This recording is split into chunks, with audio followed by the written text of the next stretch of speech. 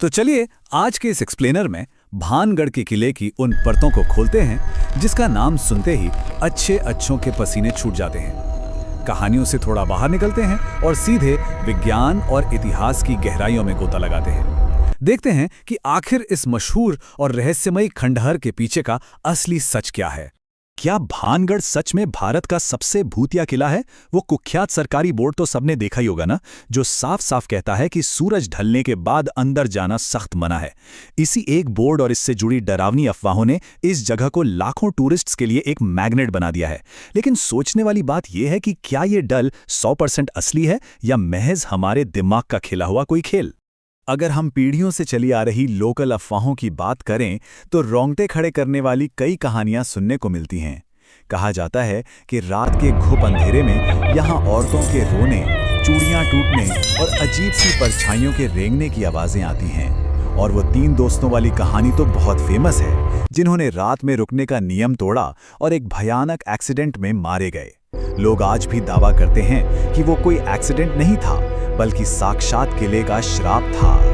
और अब आती है वो सबसे पॉपुलर कहानी, जिसने इस पूरे शहर को एक घोस्ट टाउन का टैग दे दिया। कहानी है राजकुमारी रत्नावती और काले जादू के मास्टर तांत्रिक सिंघिया की। कहते हैं कि प्यार में अंधे होकर सिंघिया ने राजकुमारी के इत्र पर काला जादू कर दिया। लेकिन भाई, राजकुमारी भी चालाक थीं। उन्होंने वो इत्र एक बड़ी सी चट्टान पर फेंक दिया। अब हुआ ये कि वही जादुई चट्टान लुढ़कते हुए आई और सिंघिया को कुचल दिया। मरते मरते वो श्राप दे गया कि पूरा भानगढ़ तबाह हो जाएगा। किसी फिल्म की स्क्रिप्ट जैसी लगती है ना ये कहानी। सेक्शन 1, मिथकों की पड़ताल। क्या श्राप सच था? आइए देखते हैं। देखिए, एक तरफ तो ये सारी मसालेदार कहानियां और श्राप हैं, और दूसरी तरफ वो हकीकत है जो लिटरली हैरान करने वाली है। सच्चाई तो ये है कि राजकुमारी रत्नावती, तांत्रिक सिंघिया या बाबा बालूनाथ, इनके वजूद का कोई भी वेरीफाइड ऐतिहासिक रिकॉर्ड है ही नहीं। जीरो। ना कोई शिलालेख मिला, ना कोई ऑफिशियल डॉक्यूमेंट। ये सब सिर्फ और सिर्फ पीढ़ियों से सुनाई जा रही लोक कथाएं हैं, जिनका इतिहास में कोई ठोस सबूत मौजूद नहीं है। सेक्शन 2, डर का विज्ञान। क्योंकि यहां भूत नहीं बल्कि विज्ञान काम कर रहा है। अब यहां सबसे अहम बात जो हमें समझनी है वो है इंफ्रासाउंड। ये 20 हर्ट्ज से कम फ्रीक्वेंसी वाली साउंड वेव्स होती हैं। इन्हें हम कानों से सुन तो नहीं सकते, लेकिन हमारी बॉडी इन्हें बहुत अच्छी तरह फील कर सकती है। 1980 के दशक में इंजीनियर विक टैंडी ने रिसर्च करके ये साबित कर दिया था कि ये इंफ्रासाउंड शरीर में एक अजीब सी वाइब्रेशन पैदा करती है, जिससे अचानक से घबराहट होना, बेचैनी और यहां तक कि परछाइयां दिखने जैसे भ्रम भी पैदा हो सकते हैं। अब इस साइंस को सीधा भानगढ़ की लोकेशन से जोड़कर देखते हैं। भानगढ़ का जो पूरा स्ट्रक्चर है ना, वो अपने आप में एक नेचुरल इंफ्रासाउंड मशीन बन चुका है। जब तेज हवाएं इन बिना छत वाली पुरानी पथरीली इमारतों से गुजरती हैं, और क्योंकि ये पूरा इलाका एक हाई रिस्क सिस्मिक जोन यानी भूकंपीय क्षेत्र में है जहां हल्के कंपन होते रहते हैं, तो ये सब मिलकर नेचुरली 19 हर्ट्ज की तरंगे पैदा करते हैं। यही वो अदृश्य तरंगे हैं जो वहां जाने वालों के शरीर में एक अनजाना सा डर डाल देती हैं।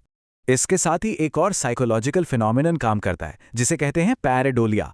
इंसानी दिमाग एवोल्यूशन के जरिए कुछ ऐसे डेवलप हुआ है कि वो हर रैंडम पैटर्न या अंधेरी जगह में कोई ना कोई आकृति या चेहरा ढूंढने लगता है। तो जब भी कोई इंसान उन अंधेरे खंडरों और टूटी दीवारों के बीच से गुजरता है, तो उसका दिमाग अपने आप उन अजीब सी परछाइयों में इंसानी चेहरे या भूतिया आकृतियां बना लेता है। इसे प्रूव करने के लिए लंदन की गोल्डस्मिथ्स यूनिवर्सिटी का एक बहुत ही इंटरेस्टिंग एक्सपेरिमेंट है। उन्होंने लोगों को एक बिल्कुल खाली सफेद कमरे में बैठाया। वहां कोई डरावना माहौल नहीं था, बस वहां चुपके से इलेक्ट्रोमैग्नेटिक फील्ड और इंफ्रासाउंड डिवाइस लगा दिए गए थे। और पता है रिजल्ट क्या आया?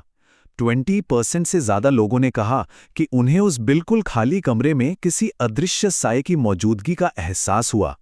तो यहाँ सबसे क्रूशियल पॉइंट है सजेस्टेबिलिटी, यानी सुझाव की शक्ति।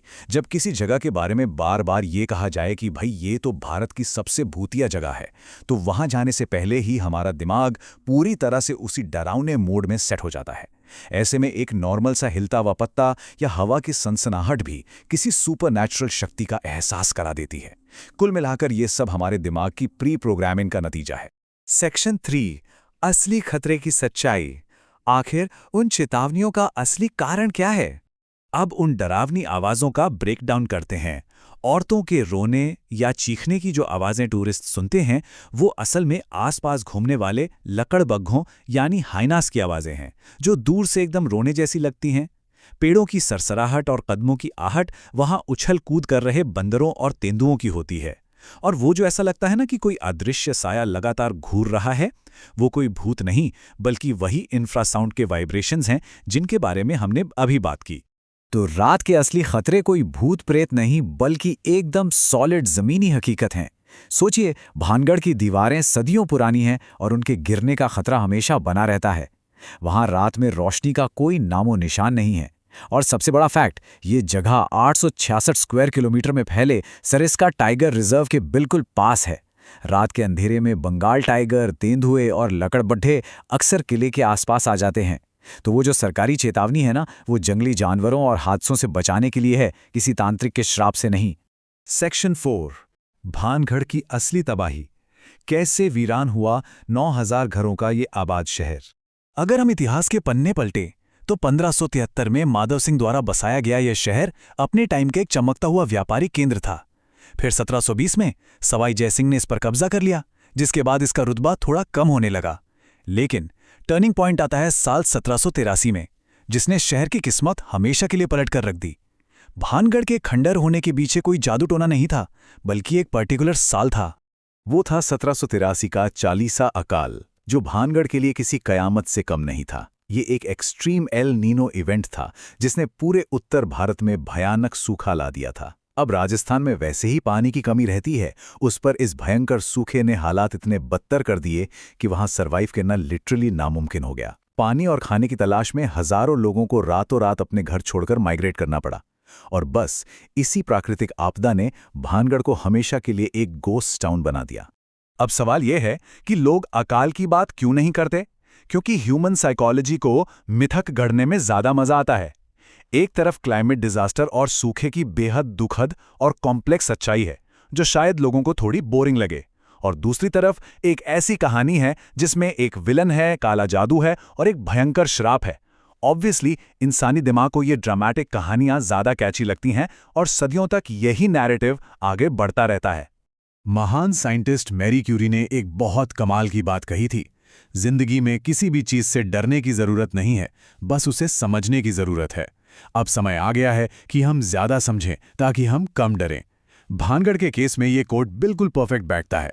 जब हम ऐतिहासिक तथ्यों, ज्योग्राफी और साइंस को समझ लेते हैं तो वो सुपरनैचुरल डर अपने आप हवा हो जाता है। तो अगली बार जब भी कोई डरावनी कहानी सामने आए तो खुद से ये सवाल जरूर पूछिएगा, क्या सच में वहां डरने के लिए कुछ है या बस समझने के लिए?